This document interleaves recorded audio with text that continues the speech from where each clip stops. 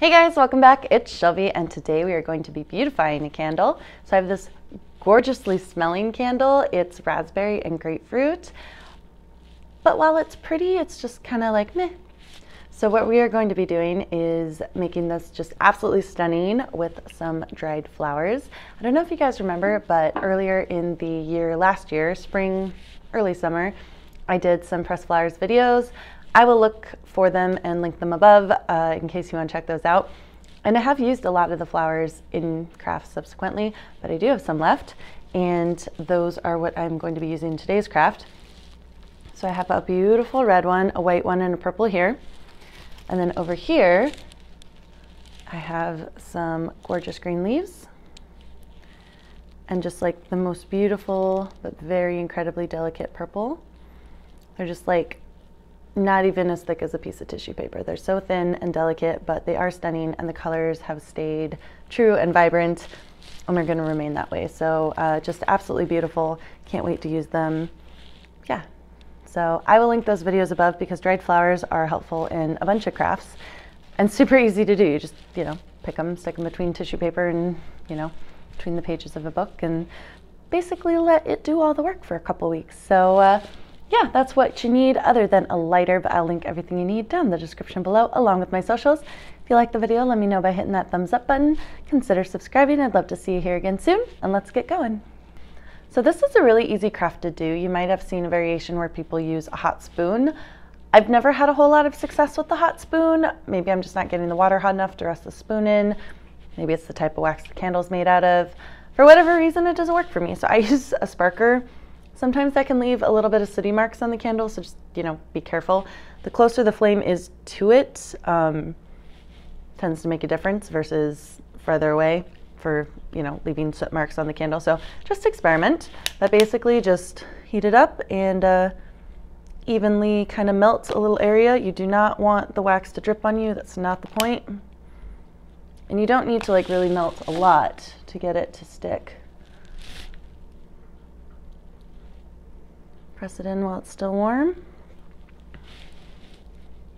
Just like that.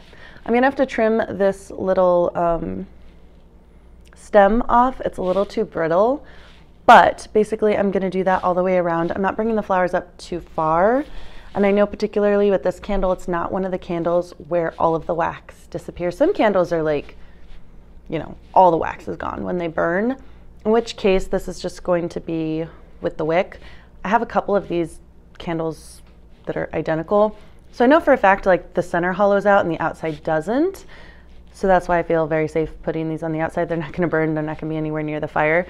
But you're gonna want a candle base that's big enough that you're just gonna lose the inside and not melt down the entire thing, because that could possibly become a fire hazard if you end up with dried leaves and flowers next to an open flame once all the wax has extinguished. So up next is going to be this beautiful purple flower. I'm just prepping it and putting it down in front of me because you really don't have a lot of time to grab it in between the time you heat the wax and you don't. So just turn it a little bit, figure out where you want it. I think I want this one a little bit higher up than I did my leaf, just so that they're not all ringing the bottom. There's a little bit of visual interest in there. There we go. Working quickly, and just press it in. Make sure to press the flower and not rub it, because even that slight motion will probably tear the leaves. Isn't this cool? This is already looking fabulous. I'm gonna turn a little bit more. I'm gonna get one of the other colors of my flowers, I think, because otherwise it's just gonna be purple and green. But I do have other colors. I also have, if I can find them, they're not in there. Where are they?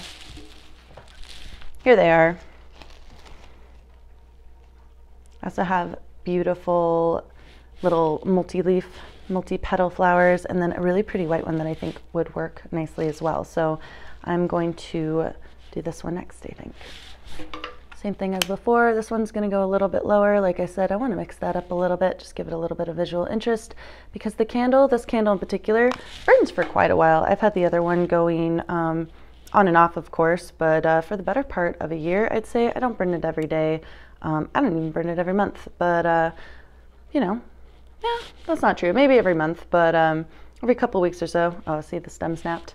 I will light it up for a couple hours, and it has lasted me quite a while. So I want a little bit of visual interest around the edges of this candle because I know I'm going to be looking at it for a while. Here we go, that's looking pretty good. I think I want the white one next. I just want to mix up the color a little bit. We have greens, we have purples, we need a little bit of white.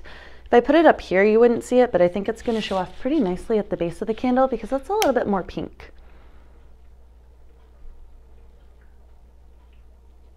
There we go.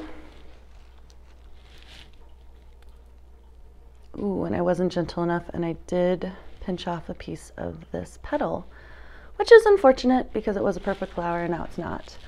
But you can see just kind of up at the top there, this little tear. I did that. I'm guilty. It's unfortunate, but still looks pretty. So what's my last one going to be? I think my last one's going to be another purple flower. Actually, I like that. I would do another green, but it's right next to the other green. And you know, there's no reason to put two things that are identical right next to each other. So we're just going to heat up the last little spot here.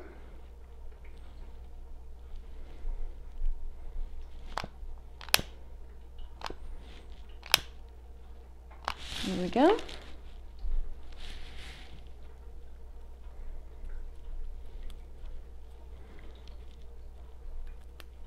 Just like that. So this is a super easy craft, and it's a great way to make candles just a little bit more beautiful, and you can decorate them with any kind of dried flowers that you want. I would definitely suggest dried over fresh because the fresh ones are just going to wilt on here. But you could really use anything you want. It doesn't have to be dried flowers. It could be little gems, decals, anything that you think would be pretty or transfer well. So that is the craft. Hopefully you guys like it. If you did, let me know by hitting that thumbs up. Can't wait to hear from you about your thoughts down in the comments. Thanks so much for watching, and bye for now.